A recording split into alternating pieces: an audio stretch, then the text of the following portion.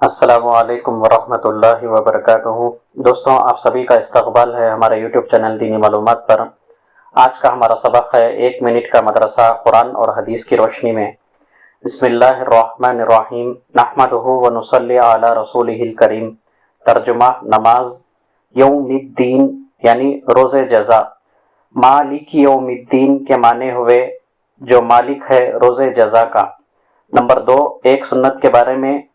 کل رکوع کی یہ سنتیں بیان ہوئی۔ نمبر 1، رکوع کی تکبیر کہنا۔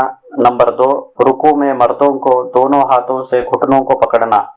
اور آج کا سبق رکوع کی سنت نمبر 3، گھٹنوں کو پکڑنے میں مردوں کو اپنی انگلیوں کو کشادہ رکھنا۔ نمبر 3، ایک کبیرہ گناہ کے بارے میں۔ بڑے بڑے گناہ جن پر سخت عذاب کی وعیدیں آئی ہیں ان میں سے ایک گناہ ہے کسی دنیاوی رنج سے اپنے مسلمان بھائی سے 3 دن سے زیادہ بولنا چھوڑ دینا۔ نمبر 4، گناہوں کے نقصانات۔ گناہوں کا ایک نقصان یہ ہے کہ گناہ کرنے سے اللہ تعالیٰ کی عظمت دل سے نکل جاتی ہے۔ جب اس کے دل میں اللہ کی عظمت نہیں رہتی تو اللہ تعالیٰ کی نظر میں اس کی عزت نہیں رہتی، اور پھر یہ شخص لوگوں کی نظروں میں ذلیل و خوار ہو جاتا ہے۔ نمبر 5، طاعت و عبادت کے فائدے۔ سورہ واقعہ پڑھنے سے فاقہ نہیں ہوتا۔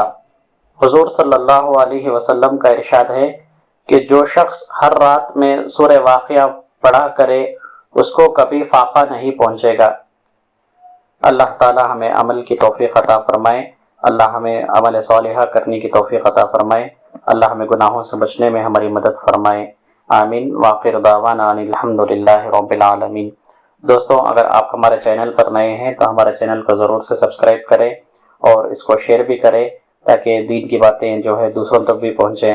اللہ تعالیٰ آپ کو بھی اس کا ذریعہ بنائے۔ جزاک اللہ خیرہ۔